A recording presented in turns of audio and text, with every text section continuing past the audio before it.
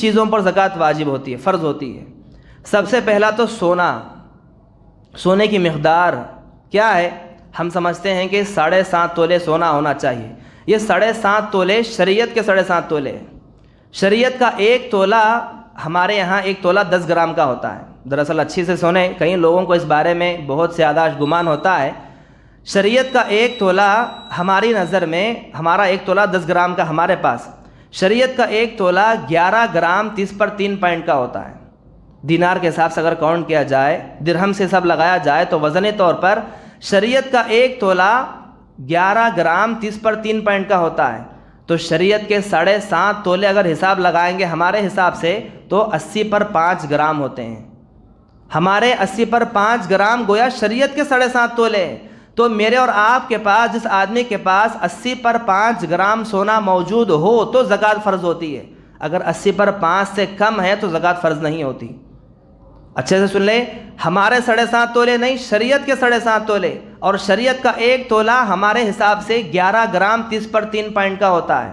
11 gram 30/3 point سے آپ 7.5 سے اگر آپ 7.5 تولے حساب ڈالیں گے تو 80/5 گرام ہوگا۔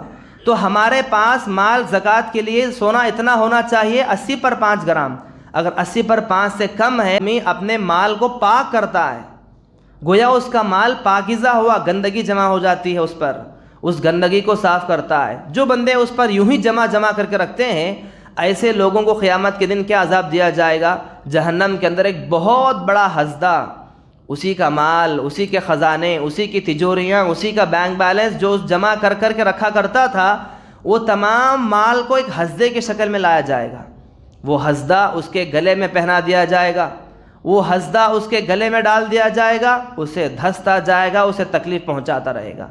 ایسا دھسے گا وہ ہسدہ کہ اس انسان کی زہر، اگر وہ ایسے ہسدے ہوں گے جہنم کے، اگر زمین پر ایک پھنگ مار دے تو اس زمین میں کئی دنوں تک، کئی مہینوں تک ہریالی نہیں پک سکتی، اتنا زہر رکھنے والے ہسدے ایسے۔ لیکن زکوٰۃ کی اتنی زیادہ اہمیت تھی کہ اگر کوئی آدمی جانور کو زکوٰۃ کے طور پر دے رہا ہے تو اس رسی کو بھی دیتے اللہ کے نبی کے زمانے میں۔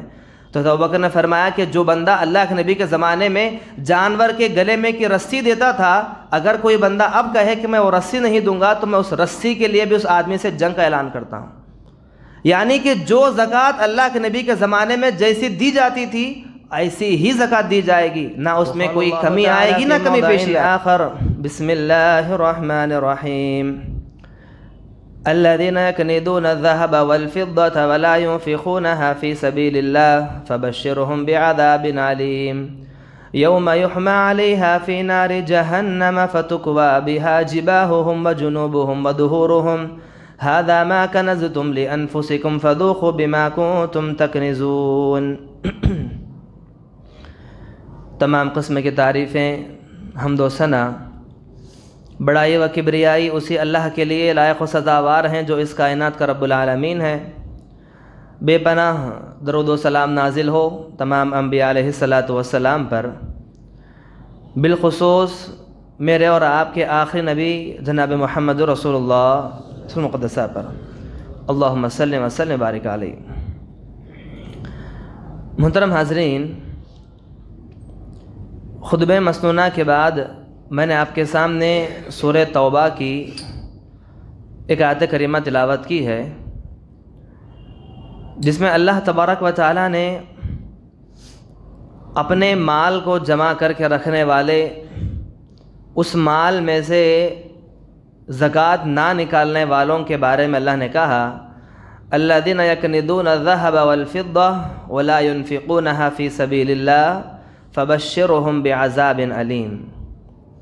جو لوگ دنیا کے اندر اپنے مالوں کو خزانوں کے سمیت جمع کر کے رکھتے ہیں، اس مال میں سے زکوٰۃ نہیں نکالتے، اس مال کو اللہ کی راہ میں خرچ نہیں کرتے، تو ایسے لوگوں کو اللہ کے نبی آپ عذاب کی خوشخبری سنا دیجیے، فبشرهم بعذاب علیم، دردناک عذاب کی آپ انہیں خوشخبری سنا دیجیے۔ اور یوم یحمى علیہا فی نار جہنم فتکوی بہا جباہہم وجنوبہم وظہورہم ھذا ما کنزتم لانفسکم فذوقوا ما تکنزون۔ اور قیامت کے دن ان لوگوں کو عذاب یہ دیا جائے گا کہ جو لوگ اپنے مالوں کو جمع کر کر کے رکھتے تھے انہی کا مال لیا جائے گا، اس مال کو گرم کر کے تپایا جائے گا، اور اس تپے ہوئے مال سے ان کی پیٹھوں پر، ان کے چہروں پر، ان کی پیشانیوں پر داغا جائے گا۔ یہ لوگ پہچانے جائیں گے قیامت کے دن کہ لوگ دنیا کے اندر اپنے مالوں کو جمع کر کے رکھنے والے تھے۔ محترم حاضرین، آئیے سب سے پہلے دیکھتے چلیں کہ اللہ تبارک و تعالیٰ نے مجھے اور آپ کو زندگی جو عطا کی ہے، اس زندگی میں اللہ تعالیٰ نے کئی قسم کی نعمتوں سے اللہ نے ہمیں مالا مال کیا ہے۔ ان گنت نعمتیں اللہ نے ہمیں عطا کی، انہی نعمتوں میں ایک بہت بڑی نعمت مال کی نعمت بھی ہے، جو اللہ تعالیٰ نے ہم میں سے تقریباً ہر ایک کو اللہ نے عطا کی ہے اپنے استطاعت کے مطابق۔ جس کو جس مقدار میں اللہ نے نعمت عطا کی ہے وہ اپنی جگہ پر وہ صحیح ہے۔ کسی کو زیادہ عطا کی ہے، کسی کو کم عطا کی ہے، کسی کو ضرورت کے برابر اور کسی کو خواہشات سے بھی زیادہ۔ اللہ کی یہ مرضی ہے، اللہ کی مشیت، بہرحال اللہ کا ایک امتحان ہے۔ لیکن جہاں پر اللہ تبارک و تعالیٰ نے اس نعمت کو عطا کیا ہے، اسی جگہ پر اللہ نے اس نعمت کے بارے میں سوال کرنے کا بھی اللہ نے اجازت دی کہ یہ نعمت جو تمہیں عطا کی جا رہی ہے دنیا کے اندر، یہ وہ نعمت ہے جو کل قیامت کے دن جب آپ میرے سامنے آ جاؤ گے تو اس کے بارے میں مجھے جواب دینا ہوگا قیامت کے دن۔ اور اس نعمت کے کچھ حقوق بھی اللہ نے بتائے۔ جب تک بندہ اس نعمت کا، اس مال کا حق ادا کرتا رہے گا، وہ مال، وہ نعمت اس کے پاس باقی رہے گی۔ جب بندہ اس مال کے حقوق ادا کرنا بند کر دے، وہ مال بھی اس کے پاس سے چلا جائے گا اور وہ مال اس کے لیے عذاب بن جائے گا، اس کے لیے وبال بن جائے گا وہ مال۔ تو آئیے دیکھتے چلیں شریعت کی نظر میں یہ مال جو نعمت ہے اور اس کے اوپر ہونے والے حقوق میں سے ایک بنیادی حق زکوٰۃ کا ہے۔ اس زکوٰۃ کے بارے میں شریعت مجھے اور آپ کو کیا تعلیمات دیتی ہیں، اور بنیادی تعلیمات جو ہر سال ہمیں معلوم ہونی ضروری ہے، اس کے بارے میں انہی کچھ باتوں کو آج آپ کے ساتھ بیان کرنے کی کوشش کروں گا۔ دعا کرتا ہوں اللہ تعالیٰ سے اللہ پہلے مجھ کہنے والے کو بھی اور ہم تمام سننے والوں کو بھی ان تمام باتوں پر عمل کرنے کی توفیق عطا فرمائے۔ محترم حاضرین، دیکھیے اللہ کے نبی صلی اللہ علیہ وسلم نے ان لوگوں کو جنت کی خوشخبریاں سنائی جو اسلام کے تمام ارکان پر عمل کرتے ہیں۔ زکوٰۃ اسلام کے 5 پلروں میں سے ایک پلر ہے۔ جیسے نماز فرض ہے، روزہ فرض ہے، حج فرض ہے مال رکھنے والوں کے لیے، تو زکوٰۃ بھی حسب مال رکھنے والوں کے لیے ادا کرنا فرض ہے۔ اگر کوئی بندہ یہ کہے کہ میں نماز پڑھوں گا، میں روزہ رکھوں گا، میں حج بھی کروں گا، دوسرے کام کروں گا، زکوٰۃ نہیں دوں گا، تو پھر اس آدمی کا شمار مسلمانوں میں نہیں کیا جاتا۔ ایک صحابی رسول اللہ کے نبی کے پاس آئے اور اللہ کے نبی سے انہوں نے بنیادی تعلیمات پوچھی۔ اللہ کے نبی بتائے مجھے جنت میں جانے کے لیے کیا کرنا ہوگا؟ اللہ کے نبی نے کیا بتایا؟ کہا کہ تم سب سے پہلے اقرار کرو اللہ کے سوا کوئی معبود نہیں، توحید پر قائم ہو جاؤ، نماز ادا کرو، روزہ رکھو، زکوٰۃ دو، اور حج اگر اس اللہ نے تو جو 5 پلر ہے آپ نے بتائے، بنیادی تعلیمات آپ نے سکھائی۔ اور اس جاتے ہوئے صحابی نے کہا کہ اللہ کے نبی میں مرے دم تک اسی پر قائم رہوں گا، اس سے نہ بڑھ کر کروں گا نہ کم کروں گا۔ اس وقت اللہ کے نبی نے فرمایا کہ اگر دنیا میں کسی جنتی کو دیکھنا چاہتے ہو تو اس آدمی کو دیکھ لو۔ اگر یہ آدمی اپنے تا حیات اسی پر قائم رہا، انہی باتوں پر عمل کرتا رہا، تو آدمی جنتی ہے جو تمام حقوق ادا کرتا ہے اسلام کے۔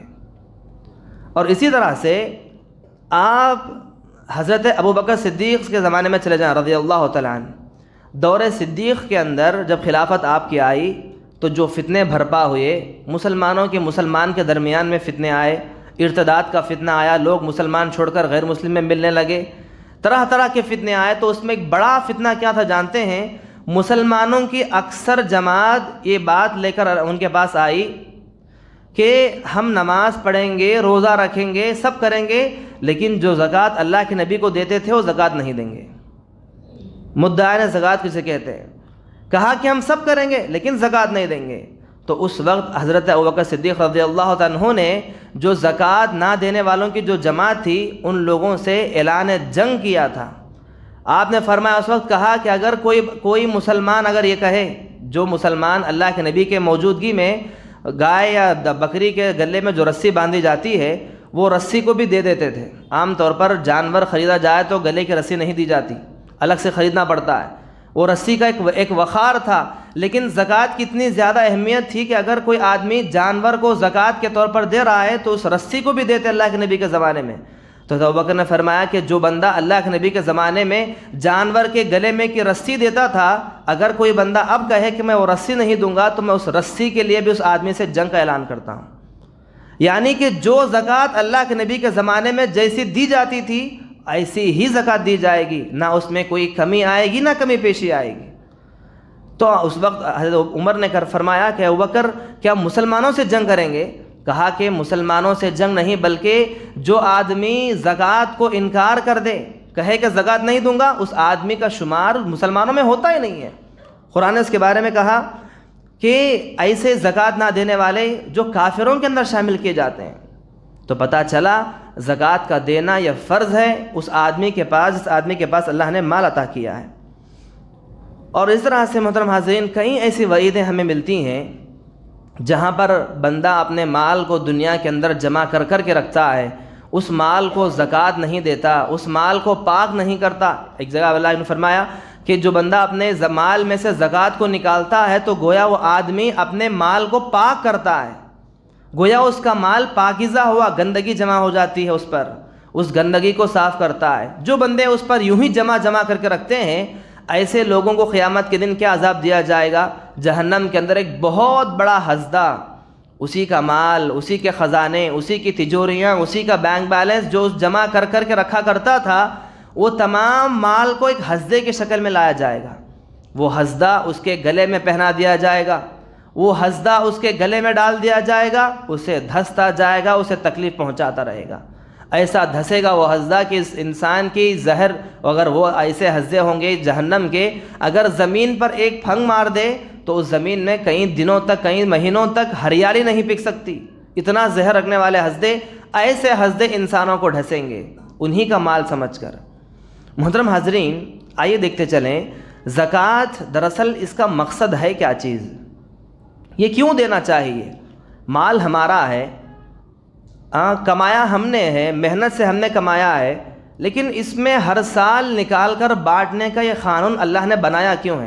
آئیے اس کی تفصیل دیکھتے چلیں. اللہ تبارک و تعالیٰ نے جب اس کائنات کو اللہ نے بنایا، جیسے میں نے بھی کہا کہ نعمتیں اللہ نے بنائی، کسی کو زیادہ کسی کو کم اللہ نے عطا کی. آپ ہی کے محلے میں، آپ ہی کے خاندان میں ہر قسم کے لوگ رہتے ہیں. ہمارے خاندان میں 2 بڑے مالدار ہیں تو 4 غریب بھی رہتے ہیں. ایک محلے میں 4 مالدار ہیں تو 10 غریب گھرانے کے گھر رہتے ہیں. کسی کے گھر میں اچھا پکوان پکتا ہے تو کسی گھر میں چولہا بھی نہیں جلتا.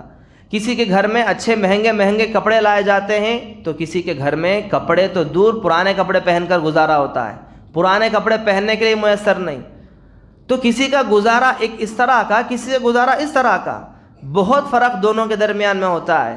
تو اللہ نے نصاب اللہ نے بنایا کہ جن لوگوں کو میں نے نعمتیں عطا کی ہیں، مال میں نے عطا کیا ہے، یہ ان لوگوں کا حق ہے کہ سال میں 1 مرتبہ اپنے اس مال میں سے کچھ حصہ 2.5% نکال کر ان لوگوں کو دیں جو ان کے حقوق رکھتے ہیں، حق رکھتے ہیں لینے کا.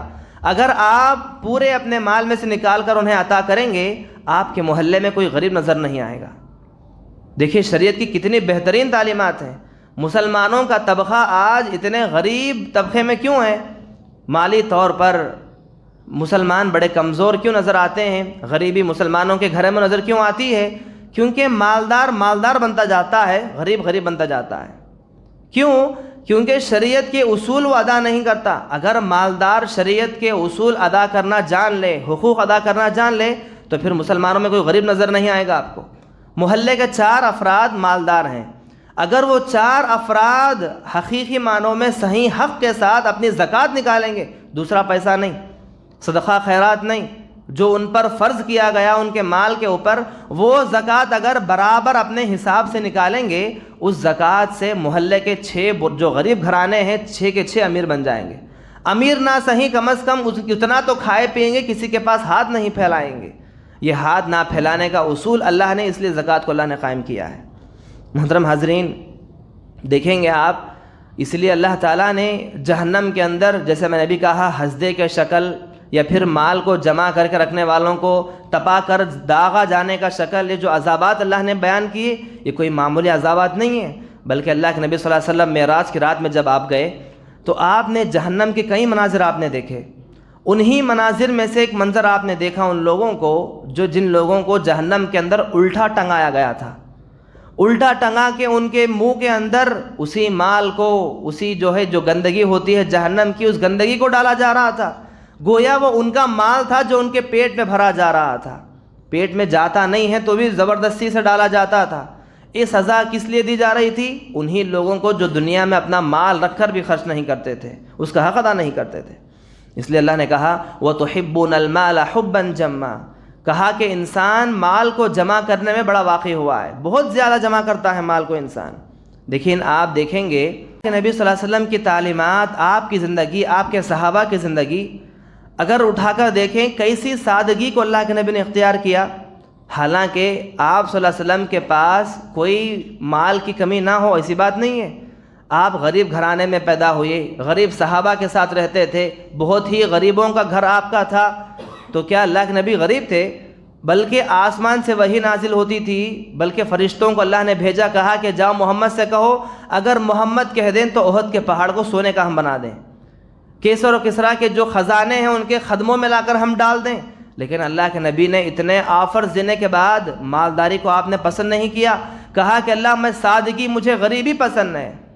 آپ نے جو یہ غریبی، جو سادگی کی زندگی ہے، اسی کو آپ نے پسند کیا، اسی میں آپ رہے.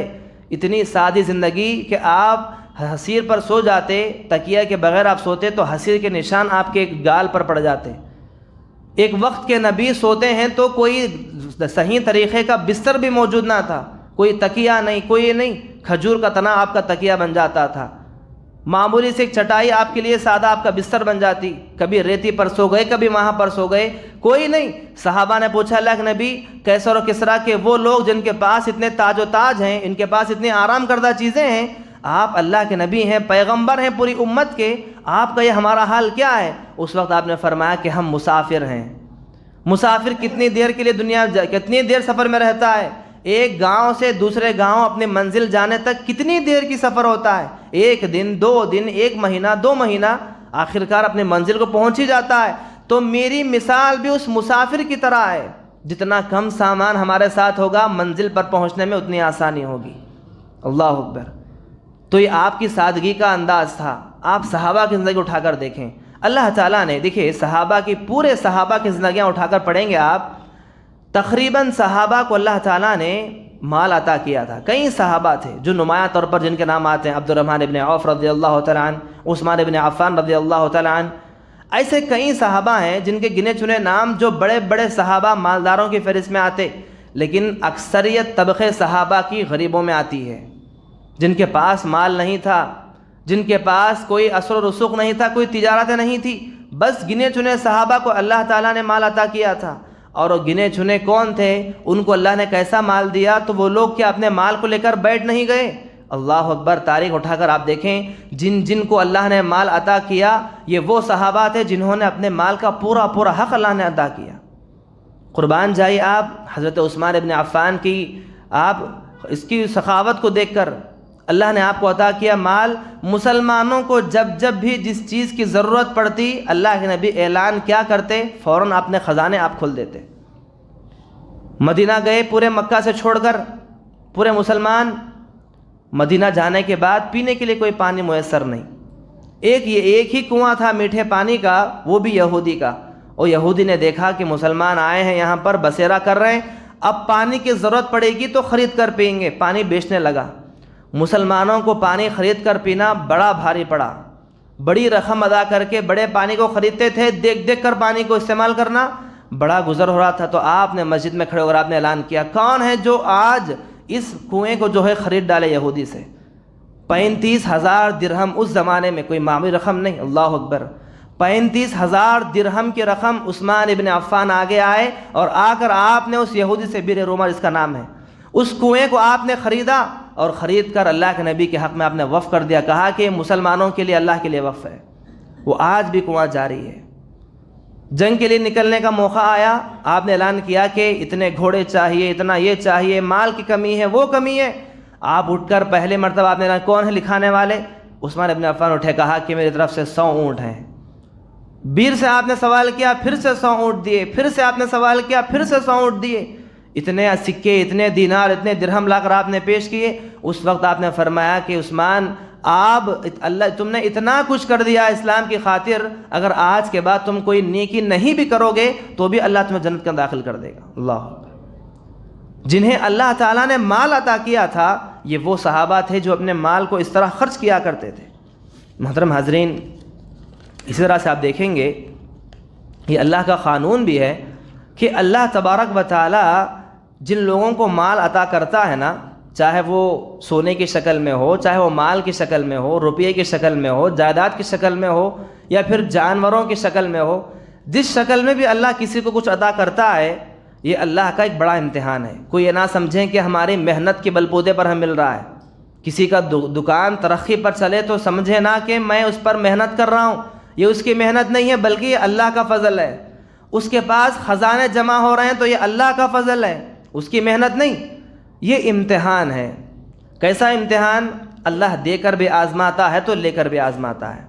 جہاں پر اللہ دینا جانتا ہے تو لینا بھی جانتا ہے۔ بنی اسرائیل کے ہم 3 لوگوں کا واقعہ بار بار ہم سنتے ہیں، ایک اندھا تھا، ایک گنجا تھا، ایک کوڑے کی بیماری جس کو تھی۔ 3 قسم کے لوگ تھے، تینوں نے اللہ سے دعا کی، کہا کہ اللہ اگر تو مجھے سیدھا کر دے گا، تو مجھے مال عطا کر دے گا تو میں جو ہے تیری راہ میں خرچ کروں گا، میں یہ کروں گا وہ کروں گا۔ تینوں نے دعائیں کی، اللہ نے تینوں کی دعائیں اللہ نے قبول کی۔ اندھے کی آنکھوں کی روشنی آ گئی، جو گنجا تھا جس کے بال نہیں تھے اللہ نے اسے بال عطا کیے، پھر مال اللہ نے عطا کیا۔ جو آدمی کوڑی کی بیماری جسے پھوڑے وغیرہ جسم کے ہوتے ہیں وہ بیماری تھی، وہ بیماری چلی گئی، اسے اللہ نے صحت عطا کی، مال اللہ نے عطا کیا۔ تینوں کو اللہ نے مال دیا، تینوں کو اللہ نے نعمتیں عطا کی۔ امتحان کے طور پر اللہ نے ایک فرشتے کو انسان کی شکل میں بھیجا۔ دیکھیے اللہ کا قانون ہے، بسا اوقات ہمارے لیے امتحان آزمائشیں کیسے آتی ہے پتہ نہیں ہے، اس لیے ہر حال میں نعمتوں کا حق ادا کرنا جانیں، حقوق کو یاد رکھیں۔ فرشتہ انسان کی شکل میں آیا، آ کر سب سے پہلے اس آدمی کے پاس گیا جس کے گنجے بال نہیں تھے، گیا جا کر کہا کہ اسے یاد دلائی اس نعمتیں، کہا کہ تمہاری حالت پہلے کیا تھی؟ تم گنجے تھے، تمہارے پاس پیسہ نہیں تھا، مال نہیں تھا، اللہ نے عطا کیا ہے، مجھے کچھ دے دو، میں ضرورت مند ہوں، میں مسافر ہوں۔ اس نے کہا کہ میں کچھ نہیں دوں گا، یہ سارا کا جو سارا مال ہے میں نے کمایا ہے، یہ میری مزدوری ہے، میری محنت ہے، میں کیوں دوں تجھے؟ دینے سے انکار کر دیا، فرشتہ چلا گیا۔ دوسرے کے پاس جسے کوڑی کی بیماری تھی، جو اس کے جسم کے پھوڑے وغیرہ تھے، اس کے پاس گیا، اس سے بھی ایسا ہی کہا، اس نے بھی دینے سے انکار کر دیا۔ جس کے پاس جو اندھا تھا، جس کی آنکھیں چلی گئی تھی، اس کے پاس فرشتہ گیا اور جا کر اسے اس کی یاد دلائی، کہا کہ تو اندھا تھا، تیرے پاس آنکھوں کی روشنی نہیں تھی، مال نہیں تھا، اللہ نے تجھے دوبارہ عطا کیا ہے، یہ نعمتیں تیرے پاس ہے، سب اللہ کی دین ہے، تو مجھے دے دے۔ جیسے اس نے اپنے ماضی کو یاد کیا، میری حالت کیا تھی، اس کا ماضی یاد آتے کہا کہ جو بھی ہے اللہ کا دیا ہوا ہے، جتنا لینا چاہتے ہو لے کر چلے جاؤ۔ اللہ اکبر۔ یہ ادا اللہ کو اتنی پسند آئی، اس فرشتے نے کہا کہ دراصل تمہارے لیے امتحان تھا، میں کوئی انسان نہیں ہوں، یہ تمہارے امتحان تھا، تمہاری نعمتیں تمہارے اس میں اور اضافہ کر دیا گیا، لیکن تمہارے ساتھ 2 لوگ اور تھے جنہیں اللہ نے مال عطا کیا، صحت دی تھی، اللہ نے انہیں دوبارہ پھر سے اسی زندگی عطا کر دی۔ جو اسے گنجا جسے بال عطا کیے اس کے پھر سے گنجا آ گیا، جو مال چلا گیا، جسے بیماری سے اللہ نے شفا دی تھی اسے اللہ نے پھر سے بیماری عطا کر دی۔ تو یہ اللہ کا قانون ہے، اللہ تعالیٰ جسے نعمتیں عطا کرتا ہے، بندے اگر اس نعمت کا حق ادا نہ کریں تو پھر وہ نعمتیں چھن جاتی ہیں، یا تو پھر اس نعمتیں آزمائش کے طور پر ہمیں بیماری بلاؤں میں لا ڈالتی ہیں۔ آئیے محترم حاضرین دیکھتے چلیں زکوٰۃ دراصل کیا ہے، اس کے بنیادی تعلیمات کیا ہیں، مسائل کیا ہیں۔ آدمی کے پاس اگر سونا یا چاندی، سونے کے کن چیز، پہلے آئیے دیکھتے چلیں کن کن چیزوں پر زکوٰۃ واجب ہوتی ہے، فرض ہوتی ہے۔ سب سے پہلا تو سونے کی مقدار کیا ہے؟ ہم سمجھتے ہیں کہ 7.5 تولے سونا ہونا چاہیے۔ یہ 7.5 تولے شریعت کے 7.5 تولے ہیں۔ شریعت کا 1 تولہ، ہمارے یہاں 1 تولہ 10 گرام کا ہوتا ہے۔ دراصل اچھی سے سنیں، کئی لوگوں کو اس بارے میں بہت زیادہ گمان ہوتا ہے۔ شریعت کا 1 تولہ ہماری نظر میں، ہمارا 1 تولہ 10 گرام کا ہمارے پاس، شریعت کا 1 تولہ 11 گرام 30/3 پوائنٹ کا ہوتا ہے۔ دینار کے حساب سے اگر کاؤنٹ کیا جائے، درہم سے سب لگایا جائے تو وزنی طور پر شریعت کا 1 تولہ 11 گرام 30/3 پوائنٹ کا ہوتا ہے۔ تو شریعت کے 7.5 تولے اگر حساب لگائیں گے ہمارے حساب سے تو 80 پر 5 گرام ہوتے ہیں. ہمارے 80 پر 5 گرام گویا شریعت کے 7.5 تولے. تو میرے اور آپ کے پاس، جس آدمی کے پاس 80 پر 5 گرام سونا موجود ہو تو زکوٰۃ فرض ہوتی ہے. اگر 80 پر 5 سے کم ہے تو زکوٰۃ فرض نہیں ہوتی. اچھے سے سن لیں، ہمارے 7.5 تولے نہیں، شریعت کے 7.5 تولے. اور شریعت کا 1 تولہ ہمارے حساب سے 11 گرام 30 پر 3 پوائنٹ کا ہوتا ہے. 11 گرام 30 پر 3 پوائنٹ سے آپ 7.5 سے اگر آپ 7.5 تولے حساب ڈالیں گے تو 80 پر 5 گرام ہوگا. تو ہمارے پاس مال زکوٰۃ کے لیے سونا اتنا ہونا چاہیے 80 پر 5 گرام. اگر 80 پر 5 سے کم ہے تو زکوٰۃ فرض نہیں ہوتی.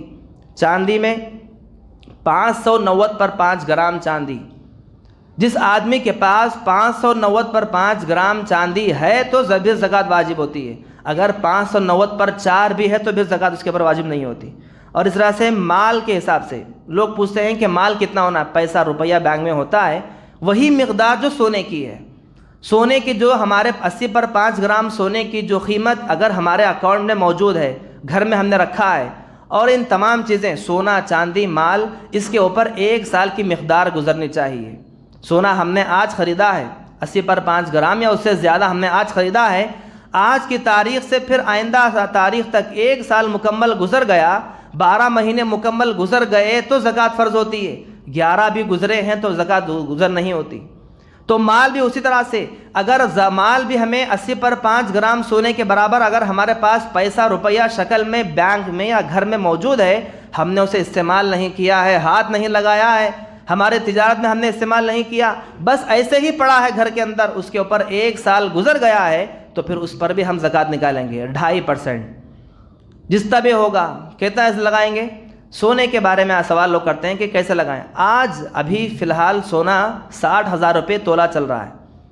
60,000 روپے خریدنے جائیں گے تو 60,000 روپے، لیکن خریدنے کی قیمت آپ نہیں لگائیں گے، بلکہ آپ کے پاس جو قیمت ہے، چاہے وہ 22 کیرٹ کا سونا ہے یا 20 کیرٹ کا ہے یا 24 کیرٹ کا سونا ہے، وہ سونا اگر آپ مارکیٹ میں بیچنے جائیں گے تو کتنے پیسے آئیں گے.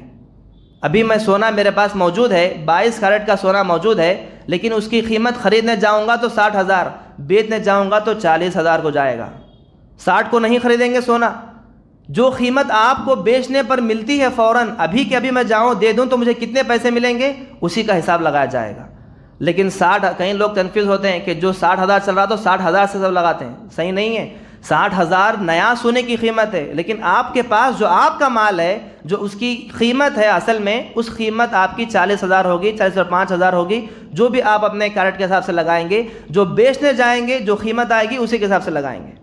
اور اس طرح سے جانور، کئی لوگوں کے پاس بھی جانور ہوا کرتے تھے اس زمانے میں، آج ہمارے معاشرے میں دیہاتوں میں اکثر ہوتے ہیں. وہ کیا ہیں؟ کسی کے پاس 30 گائیں ہو، یا پھر 5 اونٹ ہو، یا پھر 40 بکریاں ہو.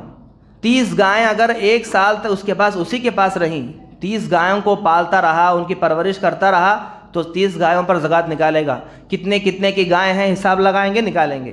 5 اونٹ ہے، اگر 5 اونٹ اس کے پاس مسلسل 1 سال سے ہے، 5 اونٹ رکھ کر وہ پال رہا ہے، 4 ہے تو زکوٰۃ نہیں، اگر 5 ہے تو زکوٰۃ نکالے گا. 40 بکریاں، اگر 30 پر 9 بکریاں بھی ہے تو زکوٰۃ نہیں ہے. 40 بکریاں بھی 1 سال سے مسلسل ہے، اس میں اور اضافہ ہوتا جا رہا ہے تو اس کی زکوٰۃ نکالیں گے. اور اس طرح سے کھیت جو ہم فصل اگاتے ہیں دیہات کے لوگ، ان کے لیے بھی زکوٰۃ واجب ہوتی ہے. کسی کو سال میں 2 مرتبہ آتی ہے، کسی کو 1 مرتبہ. 1 مرتبہ فصل آ گئی اور اس میں اناج 650 پر 3 کلو سے زائد نکلا، یا 650 پر 3 کلو نکلا، تو اس پر جو ہے آدمی زکوٰۃ نکالے گا اس کے حساب سے.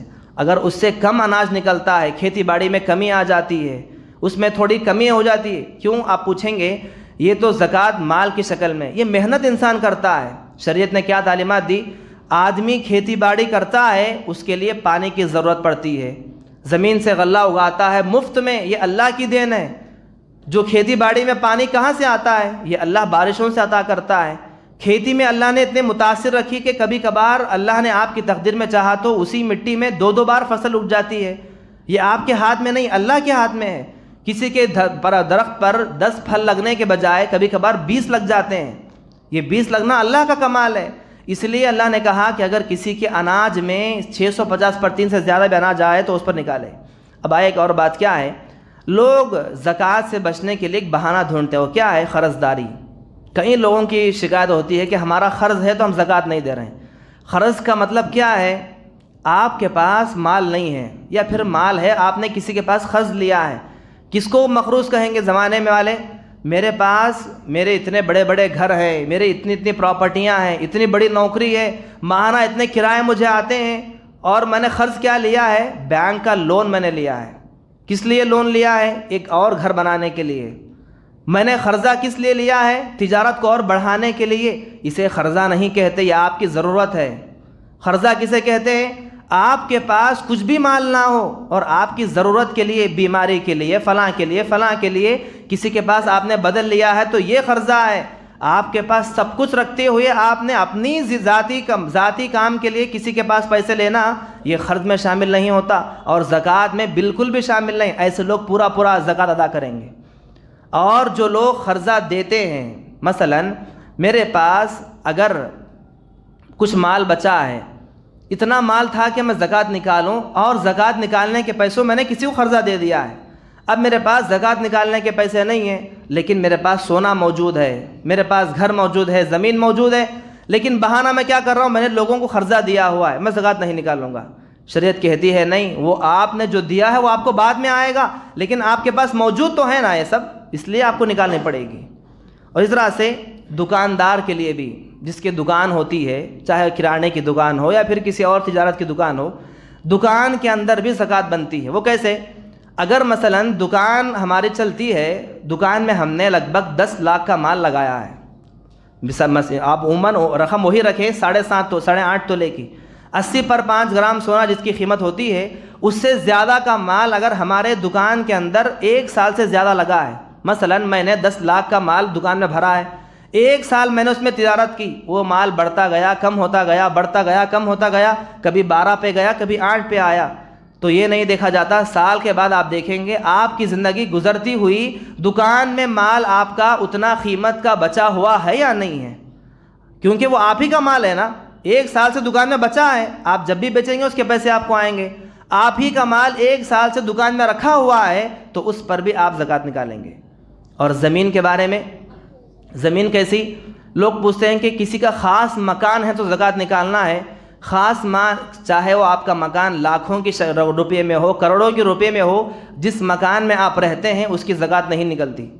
اگر آپ کے مکان دوسرے ہیں، اس کے کرائے آپ کو آتے ہیں، اس پر بھی آپ کی زکوٰۃ نہیں نکلتی۔ آپ کے پاس گاڑیاں ہیں، آپ گاڑیوں کو جو ہے ٹریول کے طور پر استعمال کرتے ہیں، کرائے کے طور پر بھجواتے ہیں، اس کے پیسے آتے ہیں، اس پر بھی زکوٰۃ نہیں۔ جو چیزیں آپ کی روزی روٹی کا جو سلسلہ ہے وہ اس پر زکوٰۃ نہیں ہوتی، کیونکہ آپ کرائے کا جو گھر ہے آپ کا، اس کا کرایہ آتا ہے تو آپ اسے کھاتے ہیں، استعمال کرتے ہیں، اس پر زکوٰۃ نہیں۔ ہاں البتہ وہ کرائے کے جو پیسے آتے ہیں، جو گاڑیوں کی جو مزدوری آتی ہے، وہ تمام چیزیں ہم جمع کرتے ہیں، جمع میں رہنے کے بعد سال گزرتا ہے تو زکوٰۃ دی جاتی ہے، ورنہ کرائے کے مکانوں پر بھی نہیں، جو آدمی اپنے لیے استعمال کرتا ہے وہ بھی نہیں۔ اب رہی بات زمین کی، کسی نے فلاں جگہ پر 2 ایکڑ زمین خریدے ہیں، فلاں جگہ پر 2 ایکڑ خریدے ہیں، یا پھر پلاٹس خریدے ہیں، جو بھی خریدا ہے، خریدنے کے وقت میں انسان کی نیت کیا تھی؟ اگر مجھے اس کی اچھی قیمت آئے گی تو میں اسے بیچ کر اور ایک پلاٹ خریدوں گا، بزنس کا اس کی ارادہ تھا۔ دیکھیے شریعت نے بہت باریک تعلیمات دی ہیں، یہ چھوٹی چھوٹی چیزیں اکثر ہم اس میں غلطی کرتے ہیں۔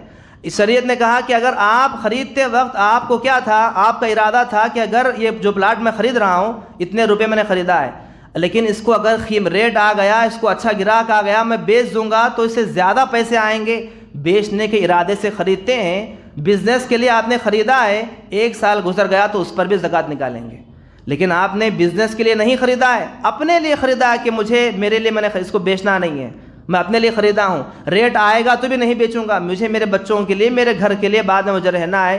یا پھر ایسی پلاٹ جہاں پر آپ نے خریدا ہے وہ بکتی نہیں ہے۔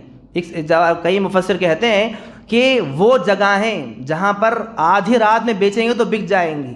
مثلا آپ نے ایک ایسی جگہ خریدی ہے، روڈ کی پلاٹ ہے، پھر ایسی پلاٹ ہے کہ آپ آدھی رات میں بیچنے کے لیے جائیں گے تو فوراً بک جائے گی وہ، تو ایسی جگہوں کی بھی زکوٰۃ نکلتی ہے۔ اس کے علاوہ اگر آپ کی نیت ایسی بزنس کی نہیں تھی، آپ کو ذاتی اس میں رہنا تھا، یا پھر آپ کو ذات کے لیے وہ تھی، تو اس پر زکوٰۃ نہیں ہوتی۔ اور اس طرح سے جو زکوٰۃ کا مال ہوتا ہے وہ دینے کی بھی کئی لوگوں کے اس میں وقت نہ ساتھ نہیں دیتا، بلکہ آپ اپنے قریبی رشتہ داروں کو پہلے دیں۔ جو بھی مال آپ کا نکلتا ہے، جو بھی زکوٰۃ نکلتی ہے، پہلے خاندان والے آتے ہیں، پہلے خاندان والے۔ خاندان میں اپنے گھر میں آپ محتاجوں کو رکھ کر باہر جا کر بانٹنا یہ سراسر غلط ہے۔ آپ کا سگا بھائی اس کا حقدار ہے، سگے بھائی کو دینے کے بجائے آپ جا کر کسی دور محلے میں بانٹ رہے ہیں۔ آپ کا خاص بہن آپ کی محتاج ہے زکوٰۃ کی، خاص بہن کو نہیں دیتے، جا کر محلوں میں کسی اور جگہ پر بانٹ رہے ہیں۔ تو سب سے پہلے حقدار ہمارے خاندان والے ہیں، خاندان والوں کو دیں۔ خاندان کے بعد ہمارے اڑوس پڑوس میں، ہمارے دوست و احباب میں، رشتہ داروں کے بعد، اس کے بعد جو مسکین ہیں، فقراء ہیں، یتیم ہیں، ان کا حق بنتا ہے۔ تو یہ کچھ باتیں تھیں جو میں نے آپ کے سامنے کوشش کری۔ دعا کرتا ہوں اللہ تعالیٰ سے، اللہ تعالیٰ ہم تمام کو زکوٰۃ کے صحیح معنوں میں اس کے حقوق کو جانتے ہوئے ان تمام حقوق کو ادا کرنے کے اللہ ہم سب کو توفیق عطا فرمائے، اور حسب استطاعت اللہ نے جس کو مالدار بنایا ہے، جس کے پاس مال ہے، کسی کو شک ہے کہ میں دوں یا نہ دوں، کسی کو شک ہے کہ میں نکالوں یا نہ نکالوں، ایسے شک میں رہنے والے مال کو نکال ہی دیں، اللہ نے دیا ہے، آپ کو اللہ نے عطا کیا ہے تو نکال ہی دیں، نکالنے میں کوئی کمی تو نہیں ہوگی، یہ اللہ کے خزانے ہیں، اور آپ جتنا مال نکالیں گے اللہ کی راہ میں، اس مال میں کمی نہیں بلکہ اضافہ ہوگا۔ سال بھر میں آپ جتنا بھی مال زکوٰۃ کے طور پر نکالیں گے اس میں کمی نہیں بلکہ اضافہ اللہ کا ہوگا۔ اللہ تعالیٰ سے دعا ہے کہ اللہ تعالیٰ ہم تمام کو اس کے حقوق ادا کرنے کی توفیق عطا فرمائے۔ آمین رب العالمین۔ السلام علیکم ورحمۃ اللہ وبرکاتہ۔